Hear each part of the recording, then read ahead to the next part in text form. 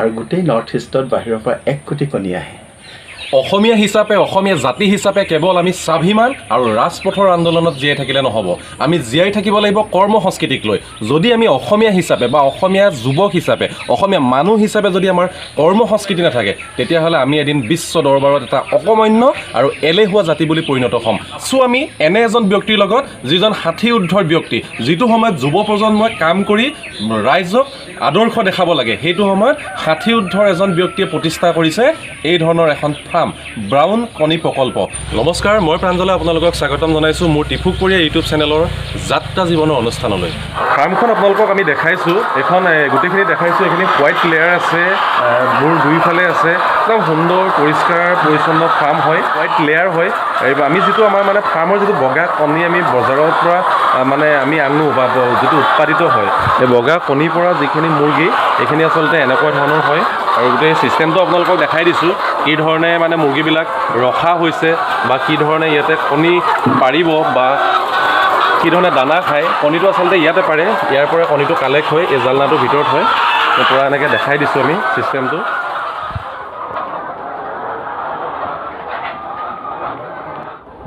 পানী আৰু দৰৱ আমি ইয়াতে গুলি দিওঁ, তেতিয়া দৰৱ বা পানীৰ কাৰণে পানী দিওঁ, সেইটো অট'মেটিক তেওঁলোকে নজলটোৱে খায়। মই দেখাই দিছোঁ, যেতিয়া পানী পিয়াহ লাগিব সেইটো ইয়াতে ফুটি দিলে পানীটো এনেকৈ খাব পাৰে। বৰ সুন্দৰ ছিষ্টেমটো।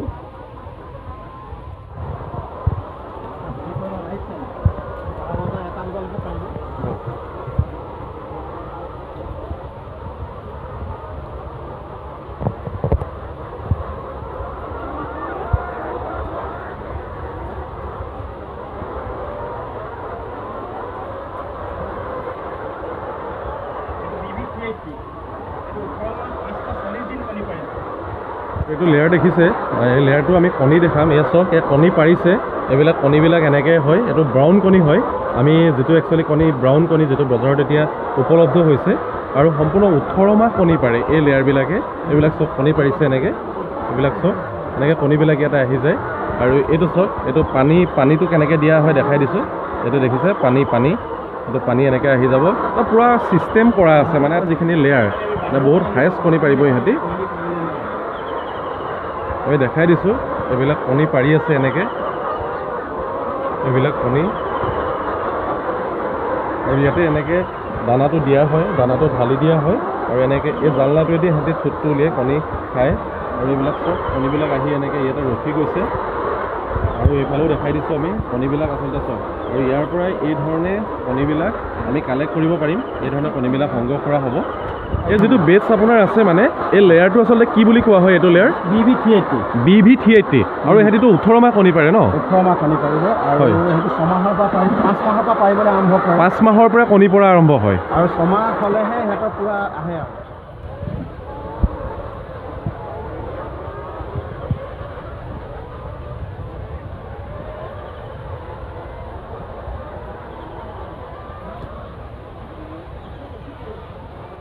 ৱাটাৰ ছিষ্টেমটো পূৰা এই ধৰণে টেংক এওঁলোকে ইয়াতে বহাই লৈছে। আৰু পূৰা বিশুদ্ধ পানীটো একচুৱেলি সিহঁতৰ কাৰণে উপযোগী। আৰু এই ধৰণে পানী ফিল্টাৰেশ্যন কৰাৰ পিছতে যিটো পানী, এই পানীটো আচলতে ফাৰ্মৰ ভিতৰলৈ লৈ যোৱা হয়। সিহঁতক আচলতে ফিল্টাৰ কৰা পানী দিব লাগে ন? ফিল্টাৰ কৰা পানী দিব লাগে, মানে ফিল্টাৰ কৰা পানীটো উপযোগী ন? এইফালে এখন ফাৰ্ম আছে, আমি দেখাইছোঁ। আৰু এটা নতুন প্লেণ্টেশ্যন কৰি আছে সোঁফালে। আৰু এইখন এটা ফাৰ্ম আছে, আপোনালোকক দেখাই দিছোঁ।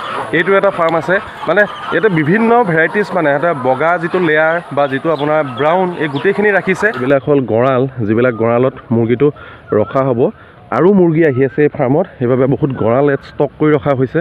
আৰু এইটো এটা ইয়াতে বেলেগ এটা কিবা প্ৰজেক্ট কৰিব, মানে এইটো এটা ৱৰ্কশ্বপ হ'ব। মানে এই গঁৰালবিলাক আচলতে বাহিৰৰ পৰা হয়, আমাৰ অসমত এই গঁৰালৰ এতিয়ালৈকে মানে ইয়াৰ যিটো ক্ৰাইচিছ হৈ আছে, গতিকে এওঁলোকে ইয়াতে মানে এই যিটো ৱৰ্কশ্বপ হ'ব, ইয়াতে এই গঁৰালবিলাক নিজে বনাব। ৱৰ্কশ্বপৰ কাম চলি আছে। আৰু চাওক, এটা বিশাল মানে বিস্তীৰ্ণ মাটিকালিৰে আগুৰি আছে এখন ফাৰ্ম দেখিছে। আৰু এখন ফাৰ্ম আছে, আমি তাত গৈ আছোঁ এতিয়া। আমি দেখাইছোঁ এইখন ফাৰ্ম, আৰু এখন ফাৰ্ম আমি আপোনালোকক দেখাইছিলোঁ। আৰু লগতে এইখন মেইন ফাৰ্ম হয়, ইয়াতে গোটেই মানে দানা পানীৰ পৰা ধৰি পেলাই গোটেই ইলেক্ট্ৰিচিটি, মানে যিটো বৈদ্যুতিক বিভাগ যিটো নিয়ন্ত্ৰণ কৰে গোটেই ফাৰ্মখনত, গোটেই ছিষ্টেমটো ইয়াতে আছে। এইটো হ'লে ব্ৰিডিং হাউচ, আটাইতকৈ কঠিন কাম। এইটো মই আগতে জনা নাছিলোঁ। ব্ৰিডিং মানে হ'ল যে বাহিৰৰ পৰা পোৱালি আনি আমাৰ পৰিৱেশত ডাঙৰ কৰাটো।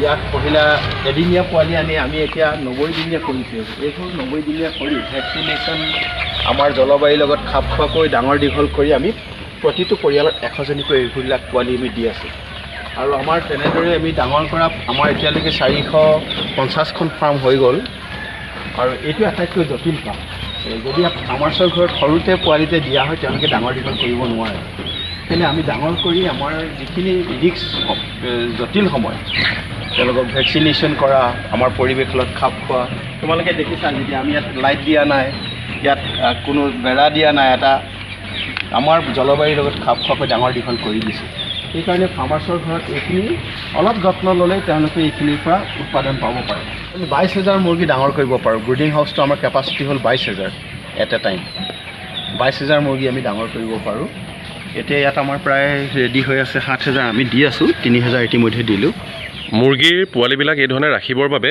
এইটো এটা তেওঁলোকে ছিষ্টেম কৰিছে এনেকুৱা বহুত আছে পাৰ্ট মানে এনেকৈ পাৰ্ট কৰা আৰু এইবিলাকতে মানে প্ৰথম পৰ্যায়ত পোৱালিবিলাক আনি ইয়াতে ৰখা হয় আৰু তেতিয়া ৰাখিলে মানে যিটো তাপটো নিয়ন্ত্ৰণত থাকে আৰু পোৱালিবিলাক মানে গ্ৰোথটো খুব সোনকালে সিহঁতৰ গ্ৰোথ আহে এইটো আমি দেখাইছোঁ ইয়াতে চেনিটাইজ হয় আচলতে ইয়াৰ যদি আমি ভিতৰলৈ সোমাওঁ তেতিয়া আমি মানে এই ধৰণে আমি চেনিটাইজ কৰি ল'ব লাগিব আমাৰ হাত ভৰিবিলাক কাৰণ এই ফাৰ্মবিলাকত আচলতে বহুত বেমাৰৰ সংক্ৰমণ হয় আৰু এই সংক্ৰমণ ৰোধ কৰিবৰ বাবে এই ধৰণে বাহিৰৰ পৰা অহা ব্যক্তিয়ে চেনিটাইজ হোৱাৰ পিছতহে মানে এই আমি এনেকৈ ফাৰ্মত যাব পাৰিম এই চব পূৰা দানা ষ্টক আছে বেগ হিচাপে আৰু এইবিলাক বিভিন্ন কিবাকিবি আছে ইয়াতে বাচন বৰ্তন আৰু মানুহ থাকিবৰ বাবে ইয়াতে সুবিধা আছে যিসকল ব্যক্তি ইয়াতে কৰে সেইবিলাক কণী কাৰ্টুন আমি দেখাই দিছোঁ পূৰা কাৰ্টুন কণী এনেকৈ পেকিং কৰি ৰাখিছে এইবিলাক বজাৰলৈ উলিয়াই দিবৰ বাবে আচ্ছা মানে এতিয়া ইয়াৰ মূল্যটো কি হৈ আছে ৰাজেন দা এতিয়া হয় বজাৰৰ মূল্য মই আমি খুচুৰা নিবিকোঁ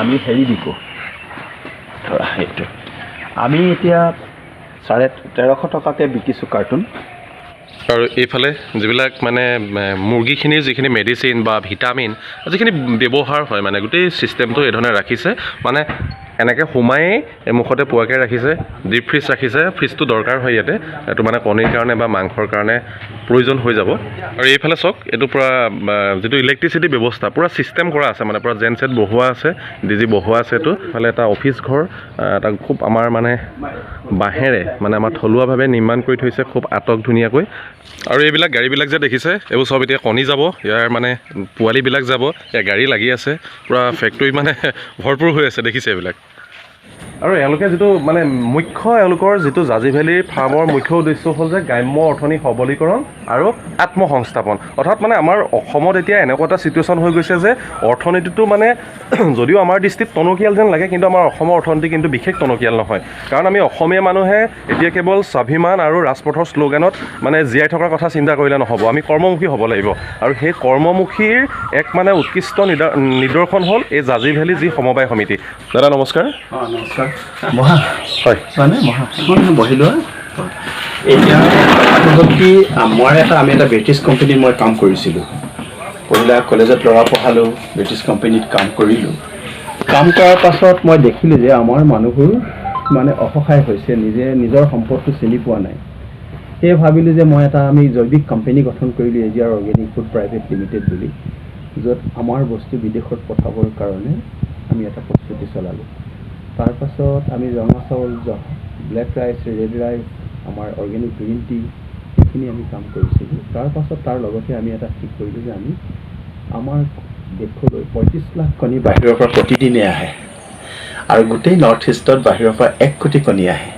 গতিকে বৃহৎ বজাৰ আছে গতিকে আমি এটা ঠিক কৰিলোঁ যে আমি সমবায় সমিতি কৰি এই কোম্পানীটোৰ জৰিয়তে আমি সমবায় সমিতি এখন কৰি ল'লোঁ সমবায় সমিতি কৰি তাত আমি আমাৰ ফাৰ্মাৰ্ছ ৰেজিষ্টাৰ্ড কৰিলোঁ আমাৰ 1200 ফাৰ্মাৰ্ছ আছে 1200 ফাৰ্মাৰ্ছৰ ভিতৰত আমি তেওঁলোকক এপ্লিকেশ্যন দৰখাস্ত দিবলৈ দিলোঁ যে আপোনালোকে যিসকলে